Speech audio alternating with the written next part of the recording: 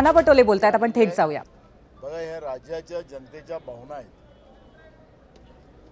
विधानसभा असो की लोकसभा असो, या जनतेच्या भावनाचं एक प्रतीक असतं आणि विरोधी पक्ष म्हणून जनतेच्या भावना सभागृहात ठेवणं, या सभागृहाच्या बाहेर ठेवणं हे आमचं काम आहे आणि ते आम्ही करू.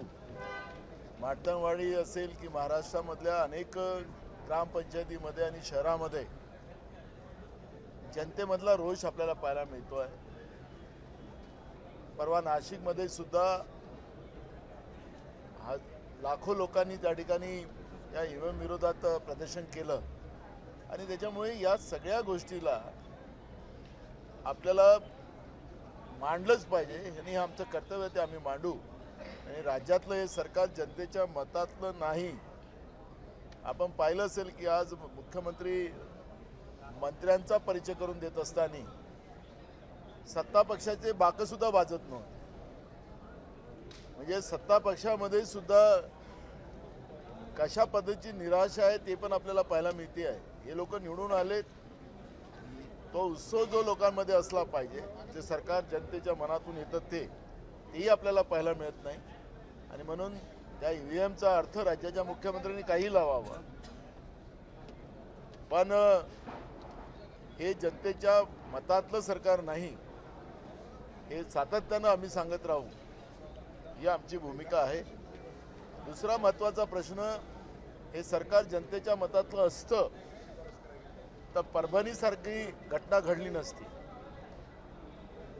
जनतेची भीती या सरकारला नाही. ज्या पद्धतीनं परभणीमध्ये कोम्बिंग ऑपरेशन करून तिथल्या लोकांना जे बेदम मारलं, एक जण काल त्याच्यातला दगावला. आज आम्ही स्थगन प्रस्ताव मांडला आणि स्थगन प्रस्तावाच्या माध्यमातून, पण आजच्या कामकाजात शोक प्रस्ताव असल्यामुळे तो राहिला. आता उद्या आम्ही त्याच्यावरची चर्चा घडवू.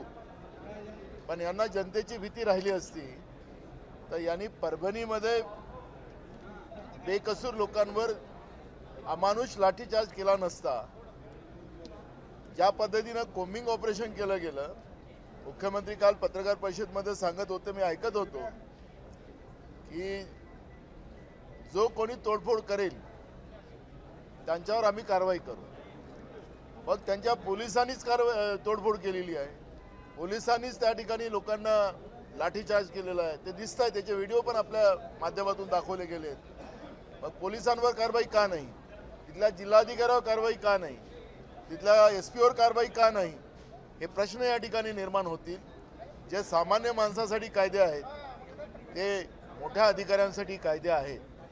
आणि मला असं वाटतं की दलितांवर ज्या पद्धतीनं परभणीमध्ये ज्या पद्धतीचा अत्याचार करण्याचं काम या सरकारने केलेलं आहे, हे जाणून बुजून केलं गेलेलं आहे. हे सरकारचाही दोष तेवढाच आहे.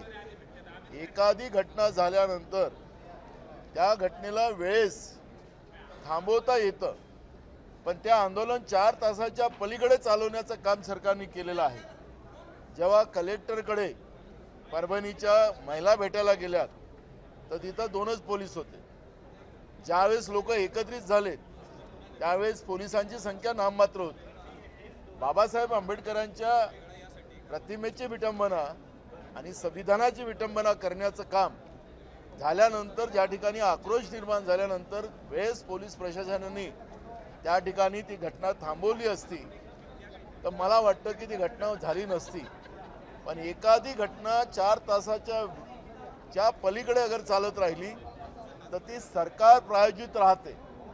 आणि परभणीची घटना त्याच पद्धतीची सरकार प्रायोजित होती हे आपल्याला या ठिकाणी निदर्शनास येते. आणि सरकारने उत्तर द्यावं. आणि महाराष्ट्रामध्ये जसं भीमा कोरेगावमध्ये घटना झाली तशीच काल परभणीमध्ये घटना करण्याचं पाप या सरकारने केलेलं आहे, हे त्याच्यातून सिद्ध होईल. दुसरं, बीडमध्ये ज्या पद्धतीनं तिथल्या सरपंचावर, 3 टर्मचा सरपंच होता, तरुण सरपंच होता, सगळ्या लोकांना घेऊन चालणारा सरपंच होता, त्याला ज्या पद्धतीनं तुकडे तुकडे करून त्याला मारलं. मारल्यानंतर त्याच्यावर ज्या पद्धतीनं म्हणजे अत्याचार केला गेला, त्याच्यावर नाचले गेले, हे महाराष्ट्रामध्ये होत आहे. पोलिसांना घटना माहिती होती, ज्या देशमुखाचे रिश्तेदार पोलिसांकडे होते ते तिथल्या लोकांशी बोलत होते पोलीसवाले की नाही आता येतोय असं ते पोलीसवाले सांगत होते.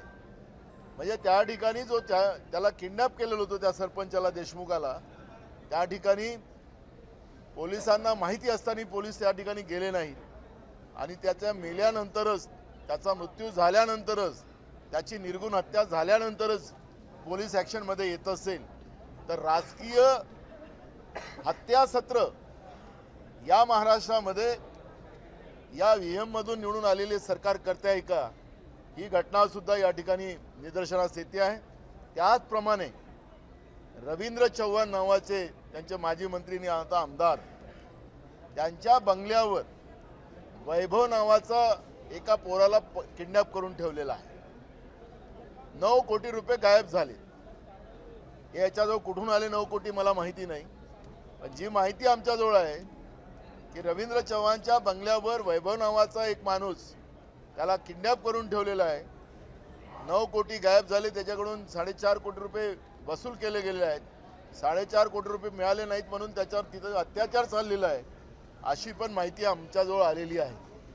आणि म्हणून मी तुम्हाला सांगितलं की व्हीएम मशीनमध्ये गडबडीने हे लोक निवडून आलेत आणि म्हणून यांच्याकडे जनतेचा धाक राहिला नाही.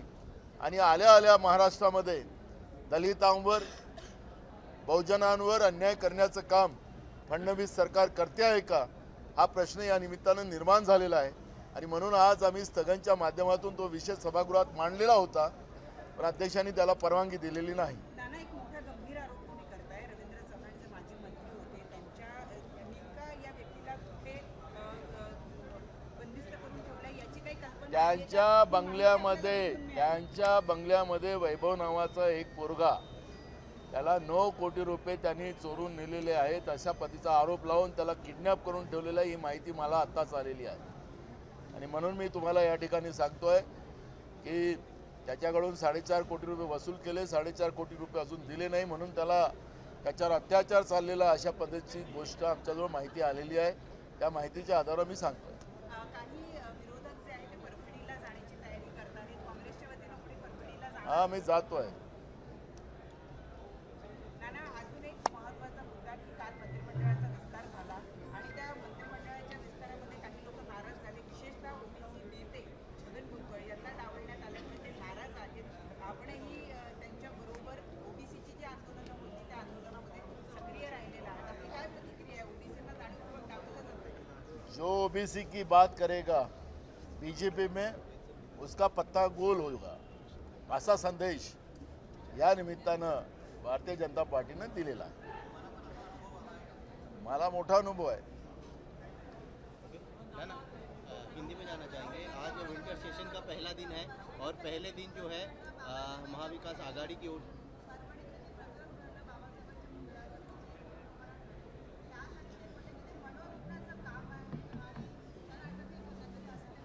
हा जो पवार नावाचा मनोरुग्ण जो सांगला जातो आहे तो 25 एकराचा शेतकरी आहे आणि त्या दिवशी तो बांगलादेशी हिंदूवर होणाऱ्या अन्यायाचा विरोधात जो मोर्चा निघाला होता त्या मोर्चामध्ये हा पवार नावाचा मनोरुग्ण होता आणि त्याच आंदोलनाच्या नंतर त्याच वेळेस तो पोरगा तिथं गेलेला आहे. आता एक हा मनोरुग्ण होता, मग बाकी बांगलादेशच्या हिंदूवर अन्याय होणाऱ्या मोर्चामध्ये किती मनोरुग्ण असतील याचा अंदाज आपल्याला मिळेल. मग मला असं वाटतं की बांगलादेशच्या हिंदूवर अन्याय होतो म्हणून इथं मोर्चा काढला जातो. मग हा देशमुख कोण होता? तोही तो हिंदू होता ना. मग हिंदूला हातपाय कापून त्याच्यावर लघवी करून त्याच्या शरीरावर मृत्यूच्या नंतर नाचणाऱ्या मानसिकतेला काय म्हणणार आपण? कोणत्या हिंदूची गोष्ट करताय कोण? या प्रश्नाचं उत्तर द्यावं लागेल. तुम्हाला ते घटना कशी झाली त्याचं मी तुम्हाला विश्लेषण मांडलं. ज्यावेळेस जे हिंदूचा मोर्चा निघाला होता बांगलादेशी ज्या हिंदूवर जे अत्याचार होत आहे त्या अत्याचाराच्या विरोधातलं ते आंदोलन होतं, तिथं हा होता पवार आणि तो त्यावेळेस बाबासाहेब आंबेडकरांच्या प्रतिमेजवळ गेला आणि तिथं त्यांनी संविधानाची विटंबना केली. ही घटना ते तशी आहे. त्याच्यामुळे हिंदू कोणत्या, भारतातलं हिंदू सुरक्षित नाही? बीडमध्ये जी घटना झाली,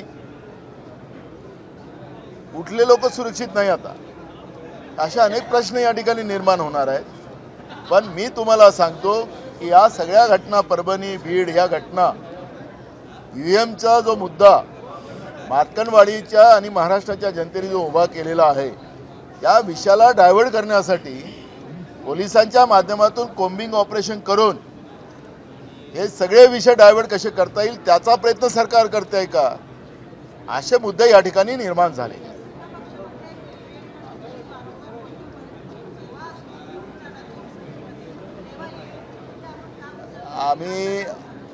आम्ही काय सांगतोय तो तुम्ही ऐकता वेगळं आहे आणि तेही ऐकतात वेगळे.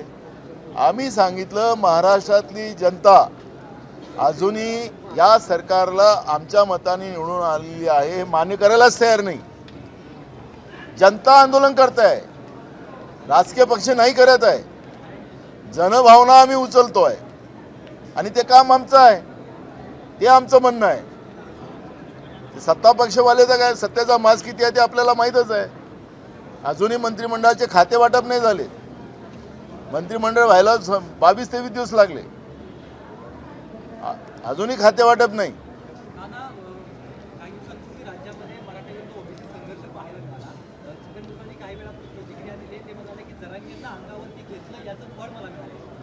मी सांगितलं की जो ओबीसी की बात करेगा उसका भाजपा में पत्ता गोल होगा.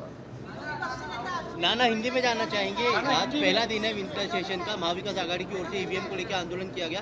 कल देवेंद्र फडणवीस ने कहा है एवरी वोट फॉर महाराष्ट्र, ये जो काम है हमारा उसको देखकर लोगों ने वोट दिया और ईवीएम का मतलब एवरी वोट फॉर महाराष्ट्र है. नहीं, देवेंद्र फडणवीस ने कहा एवरी वोट महाराष्ट्र, ये वैसा नहीं है. उसका ऐसा लॉन्ग फॉर्म होता है इवेंट बनाओ और इवेंट बनाकर लोगों को गुमराह करो और ईवीएम मशीन को अपने उम्मीदवारों को वोट कराओ, ये उसका अर्थ होता है. तो फडणवीस जी थोड़ा उसका अलग अर्थ बता रहे. इवेंट बाज तो है ही ये लोग बीजेपी वाले, बटेंगे तो कटेंगे, एक है तो सेफ है, ऐसी सब कहानियां बनाई, इवेंट बनाए. और इवेंट के पीछे पहला शब्द यही आता ना, तो इवेंट होता है. तो ये इवेंट करके खेल करते हैं. और इसलिए महाराष्ट्र की जनता आज भी, ये सरकार हमारे वोटों से चुन के नहीं आई, ये महाराष्ट्र की जनता की खुद का मत है. और इसलिए महाराष्ट्र में आज भी इस इवेंट मशीन के बारे में लोगों का आंदोलन शुरू है. और इसलिए हम ये कहना चाहते हैं कि ये सरकार ने ईवीएम मशीन रद्द करने की बात करना चाहिए. लोकतांत्रिक पद्धति से बैलेट पे वोट होना चाहिए, ये जनता की मांग है और वो बात हम रखेंगे. सरकार को हम ये करने के लिए मजबूर करेंगे. सर 40 विधायक, सर कल 40 मंत्री भुजबल को जगह नहीं दी गई, ओबीसी के लिए उन्होंने लड़ाई के बावजूद जो है उनको जगह नहीं मिली. राजेंद्र गावित नाराज है, शिवसेना की तरफ से आदिवासी होने के नाते उन्हें जगह नहीं मिली, इस पर क्या कहना चाहिए? देखो, फडणवीस की सरकार आने के बाद महाराष्ट्र में ओबीसी के बच्चों की स्कॉलरशिप भी बंद की गई. विदेश के लिए उनको पढ़ने के लिए जो स्कॉलरशिप मिलती थी वो भी बंद की गई. जो भी ओबीसी की बात करेगा उसको पावर में नहीं रखा जाएगा, ये बीजेपी का मंत्र है. और बीजेपी ने छगन भुजबल जी के साथ वही खेल खेला है.